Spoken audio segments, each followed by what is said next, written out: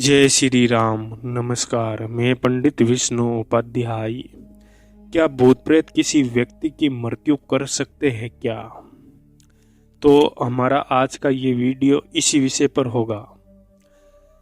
जब कोई पराई शक्ति, कोई भूत प्रेत किसी व्यक्ति को लगते हैं तो वो समय के साथ व्यक्ति को मृत्यु तुल्य कष्ट देना शुरू कर देते हैं।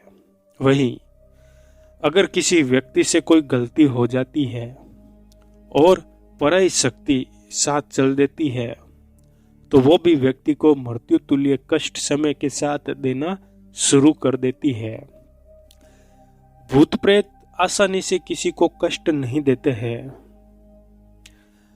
कुछ विशेष कारण होता है या जन्म पत्रिका में कुछ विशेष योग बनता है या आपका जो राहु ग्रह है यदि वो खराब हो जाए तब ऐसी स्थिति में ऊपरी बाधा जैसी समस्या होने पर धीरे धीरे कष्ट व्यक्ति को मिलना शुरू हो जाता है।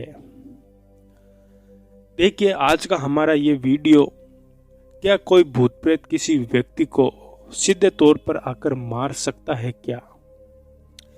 सीधे तौर पर कोई भी भूत प्रेत बिना मतलब के किसी व्यक्ति को परेशान नहीं करते हैं और न ही मृत्यु तुल्य कष्ट या मृत्यु किसी की कराते हैं। ऐसा बहुत कम देखने में आता है।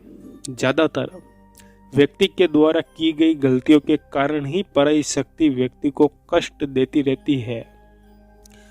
यदि कोई ऊपरी बाधा किसी व्यक्ति को लग जाती है तो वो आसानी से हटती भी नहीं है। वो व्यक्ति को धीरे धीरे कमजोर कर देती है। अगर परिवार के लोग बाग नहीं मानते हैं तो एक समय के बाद उस व्यक्ति की मृत्यु हो जाती है और मृत व्यक्ति की आत्मा वो पराई शक्ति अपने पास रख लेती है। वो उसे कहीं आगे नहीं जाने देती और अपने इशारे पर कार्य करवाती है, गुलाम बनाकर रख लेती है। देखिए, जब किसी व्यक्ति को ऊपरी बाधा लगी हो तो आपका सबसे पहला कार्य यही होता है कि उस ऊपरी बाधा को हटाया जाए। उसकी जो भी डिमांड होती है उसे पूरा करके उस व्यक्ति के पास से हटाना बहुत ज़रूरी होता है। नहीं तो ये व्यक्ति समय के साथ बहुत अधिक प्रताड़ित होता रहता है। मानसिक विकलांगता उसके जहन में आ जाती है। अब मैं आपको एक सत्य घटना बताता हूँ, कैसे एक पराई शक्ति ने एक व्यक्ति को मारा। ये घटना बिल्कुल सत्य है और ये केस मेरे पास भी आया था और इसका कुछ निवारण मैंने भी किया। देखिए, एक व्यक्ति जिसकी आयु 20 साल के आसपास थी, वो मोटरसाइकिल से कहीं पर जा रहा था, लेकिन वो लापरवाही से मोटरसाइकिल चला रहा था।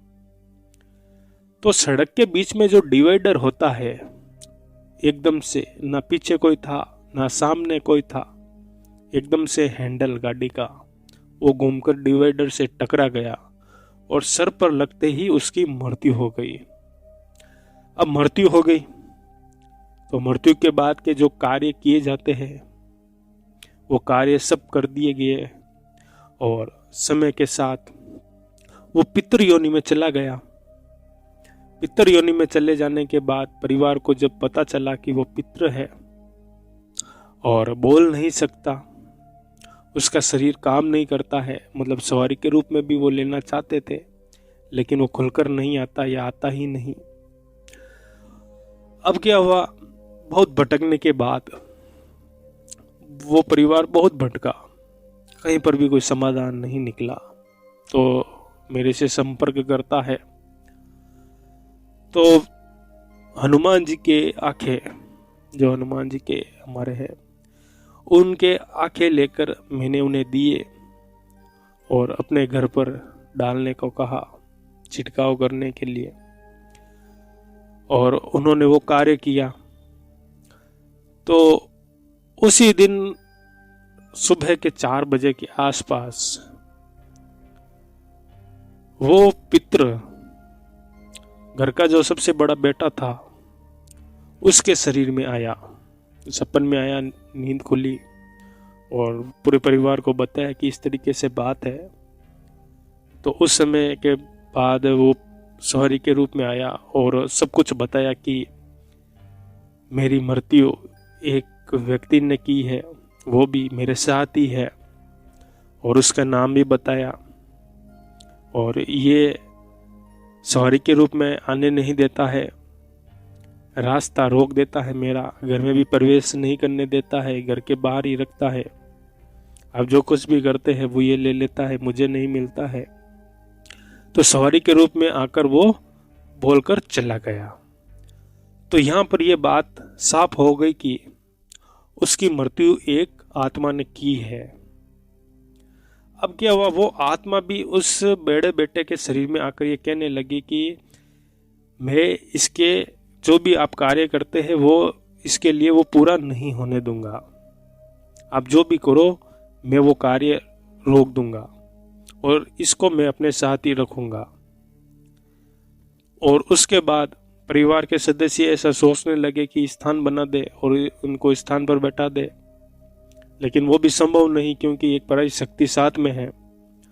तो पराई शक्ति आकर बैठ जाएगी तो परिवार का कष्ट और अधिक बढ़ जाएगा, क्योंकि वो ऐसी पराई शक्ति जो किसी व्यक्ति को मृत्यु करवा दे तो वो क्या काम की।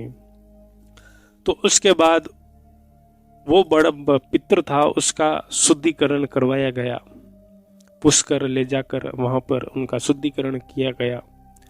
शुद्धिकरण के साथ जो अतृप्त आत्मा उस व्यक्ति के साथ थी, जो पितर रूप में था उसके साथ थी, वो आगे चला गया, उसकी मुक्ति हो गई, वो छोड़ दिया उस पितर को। अब वो पितर एकदम शुद्ध होकर वापस बड़े बेटे के सवारी के रूप में आया और वो बोला कि अब मेरे साथ कोई नहीं है, आप हमारा स्थान बना दो। तो उसके बाद अमावस्या का दिन तय करके पूर्ण विधि विधान के साथ स्थान बनाया गया और वहां पर उस पितर को बैठाया गया। और वो पितर अब भी परिवार में ही है और सबका भला करता है। और वो पितर परिवार में अगर कोई घटना होने वाली होती है, जो भी कार्य बिगड़ने वाला होता है, तो पहले ही सवारी आकर वो सब कुछ बता देता है। एक तरीके से वो उस घर का रक्षक बन गया है और सबका भला भी करता है। अब मृत्यु तो हो गई, वो तो वापस अब शरीर के रूप में आ नहीं सकते, लेकिन पितर है, पास में है, तो परिवार के सदस्य यही मानकर अपना जीवन खुशी से जीने लगे। तो पराई शक्ति अगर चाहे तो किसी व्यक्ति को दुर्घटना के माध्यम से मरवा भी सकती है। बहुत सी ऐसी सड़कें होती है, रास्ते होते हैं जहाँ पर एक्सीडेंट हो जाते हैं, छोटी उम्र में लोगों की मृत्यु हो जाती है। तो वो अतृप्त आत्माएं वहाँ पर भटकती रहती है, वो अतृप्त आत्माएं वहाँ पर भटकती है। और किसी व्यक्ति को यदि वो पसंद आ जाए या कोई व्यक्ति उन्हें पसंद कर ले, तो वो फिर उसका कुछ ना कुछ हादसा करवा कर अपने पास उस आत्मा को भी रख लेती है।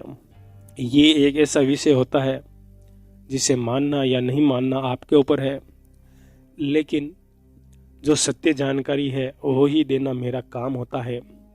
और अपने अनुभव के आधार पर ही मैं आपको जानकारी देता हूँ, और कुछ चीज़ें समाज में जो होती है वही आपको बताता हूँ। कुछ केस हमारे पास आते हैं तो उनसे जो जानकारी हमें प्राप्त होती है वो जानकारी मैं आपको देने की पूरी कोशिश करता हूँ, ताकि आप भी सावधान रहे। तो इसलिए जो भी वाहन आप चलाते हैं, जो भी गाड़ी आप चलाते हैं, वो सावधानी से चलानी चाहिए, कभी भी लापरवाही नहीं करनी चाहिए। कब क्या हो जाए किसी को पता नहीं होता है। तो आत्माएं अपनी इच्छा से किसी व्यक्ति को दुर्घटना के माध्यम से मरवा सकती है, और ऐसे सीधे तौर पर किसी की मृत्यु हो ऐसा बहुत कम होता है। लेकिन अगर कोई आत्मा ऐसा कर दे तो भी कोई आश्चर्यजनक बात नहीं है। नमस्कार, जय श्री राम।